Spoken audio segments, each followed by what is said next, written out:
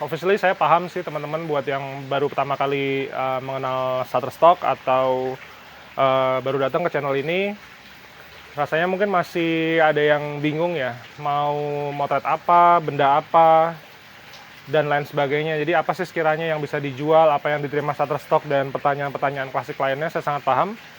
Jadi di video kali ini saya akan sharing ke teman-teman semua tentang artinya gimana sih ya, bukan foto apa yang saya akan bahas, tapi lebih ke arah mindset fotonya itu seperti apa yang bisa teman-teman kerjakan sesuai dengan passion teman-teman masing-masing. Stay tune di video ini, kita ketemu beberapa saat lagi. Guys, sekarang kamu juga bisa download koleksi book saya melalui bimaaditya.com/shop agar pembelajaran fotografi kalian jadi makin mantap.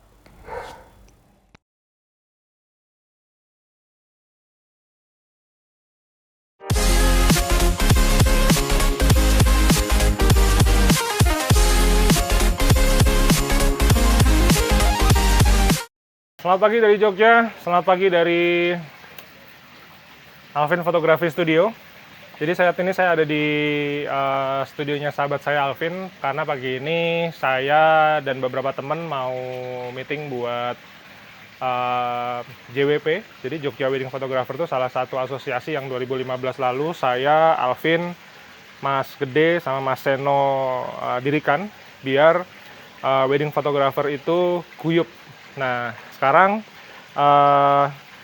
kepemimpinan ada di tangan sahabat kita, namanya Wahyu sama Anas. Mereka adalah satu set orang-orang hebat yang akan melanjutkan kegiatan JWP di masa depan. Jadi teman-teman yang dari luar kota yang kepengen bisa sharing-sharing nih tentang dunia wedding fotografi, main ke Jogja, nanti hubungin Mas Wahyu atau Mas Anas. Kita akan banyak sharing, kita akan banyak workshop untuk beberapa bulan ke depan. Oke, back to Shutterstock. Jadi masih banyak di kolom komentar yang tanya tentang, Mas, ilustrasi boleh dijual nggak? Mas, foto ini bisa dijual nggak? Mas, foto tanaman bisa dijual nggak? Mas, foto apapun bisa dijual nggak? Jadi gini teman-teman, yang namanya Shutterstock itu sebenarnya udah kayak platform e-commerce ya. Jadi kalau kayak di Indonesia ada Tokopedia, ada Bukalapak, ada OLX mungkin. Jadi itu dari mulai kaos kaki sampai mungkin spare part mobil semuanya ada gitu. Nah sama, Shutterstock tuh kayak gitu. Jadi ini adalah sebuah startup company yang apapun sebenarnya bisa dijual. Jadi kalau saya pribadi, saya sukanya kan, memang saya wedding photographer, jadi ya niche saya nggak jauh-jauh dari wedding. Karena kebetulan saya fokusnya di destination wedding, maka setelah wedding turunannya adalah traveling dan food. Nah saya tuh bergerak di muter-muternya cuma 3 hal ini sebenarnya. Cuman karena misalnya kayak situasi pandemik ya, atau saya tuh kepengen bisa upload setiap hari 10-15 foto. Makanya saya suka ngupload foto-foto iseng. Jadi misalnya kayak jam tangan, ini ada mereknya, ya udah jadiin aja editorial, selesai. Masker kayak begini, masker army, tapi nggak ada mereknya gitu. Ya udah saya jadiin komersial. Nah teman-teman tuh yang misalnya bingung, stuck di rumah, mau nggak ngerti mau motret apa, tuh intinya apa aja tuh bisa laku di Shutterstock gitu. Kayak misalnya foto di samping ini. Saya kemarin beberapa tahun lalu ya mau ada acara tedak siten buat anak saya. Jadi kalau di Jogja kan kita pakai pakaian Jawa tuh. Maka yang kita beli adalah belangkon. Nah, belangkonnya saya foto. Belangkonnya laku. Terus kemudian beberapa tahun lalu saya diminta sama warga untuk motret 17-an. Jadi ini benar-benar sebelum pandemi ya. Kan kita ada tarik tambang, ada balap karung. Nah, acara balap karungnya saya foto, itu pun laku.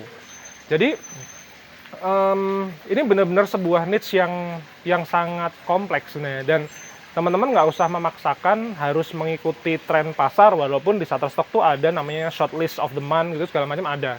Cuman buat saya pribadi, kenapa saya nggak mengikuti shortlist? Karena gini, mengikuti shortlist membuat saya menjadi berkesan bekerja. Padahal saya tuh di sini mau bersenang-senang sambil saya cari uang untuk membangun passive income di masa depan. Makanya misalnya nih shortlistnya di bidang medical. Nah saya nggak punya privilege di bidang medical, maka saya nggak akan kerjain itu gitu. Saya daripada susah-susah masuk ke rumah sakit, minta izin dan lain-lain, seems to be wasting time menurut saya. Jadi saya lebih seneng memotret apapun yang ada. Tadi udah ada belangkon, udah ada tarik tambang. Terus kemudian saya pernah motret wedding di daerah Gunung Kidul ya. Ini acaranya, jadi bride-nya adalah orang Gunung Kidul. Suaminya ini orang Texas, Amerika. Jadi mereka kawin di acara perkawinannya itu di Gunung Kidul. Jadi sangat tradisional Jawa.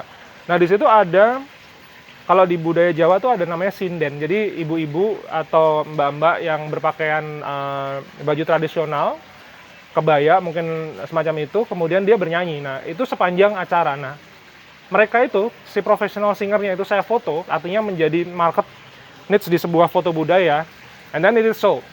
Nah, artinya sekali lagi market saya tuh udah sangat heterogen gitu. Bahkan dalam satu portofolio saya memang itu sekarang nih ada 3.700-an stok foto, still counting ya. Saya lagi berjuang ke arah 10.000 stok. Itu udah heterogen banget. Jadi saya udah nggak usah mikir kalau misalnya yang terkait wedding, traveling, and food, saya akan bikinin satu collection. Artinya sebuah paket-paket folder-folder khusus memang yang menjual itu. Tapi sebenarnya saya punya ribuan foto yang benar-benar antah berantah. Kalau kita bicara lagi tentang masalah menulis deskripsi, saya pikir menulis deskripsi itu adalah sebuah seni. Makanya kalau di buku saya yang Shutterstock ya, yang covernya hitam kayak di samping ini, saya benar-benar ajarin bagaimana caranya nulis deskripsi dan bagaimana membuat sebuah pola pikir. Karena menulis deskripsi itu kan harus 5 kata, jadi nggak bisa cuman misalnya army, mask, green, nggak bisa. Itu harus 5 kata minimal. Nah, bagaimana cara merangkai kata-katanya? Itu paling gampang adalah begini. Teman-teman ngelihat nih benda, terus kemudian dipikir kira-kira kata kuncinya apa. Misalnya ini adalah mask, artinya masker ya, mask. Kemudian ini army, terus kemudian warnanya green. Nah, ini bagaimana caranya kita merangkai kata-kata tersebut menjadi sebuah deskripsi. Misalnya gini, kalau saya lihat masker ini, maka kata kuncinya tadi ya, saya udah coba sebutin sampelnya, tapi deskripsinya adalah gini. Green army look mask with black rubber band.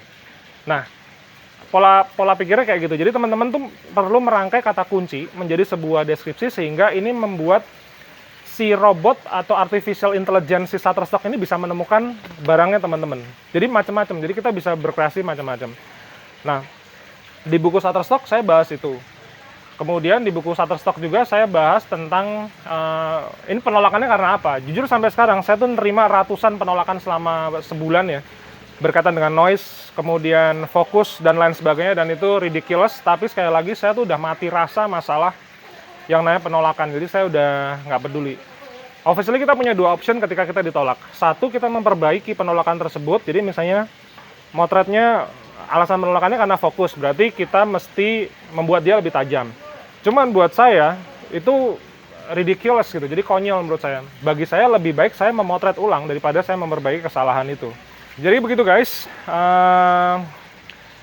Video singkat pagi ini mudah-mudahan bermanfaat. Teman-teman yang kepengen download ebook jualan foto dengan Shutterstock maupun Shutterstock, link deskripsinya ada di bawah.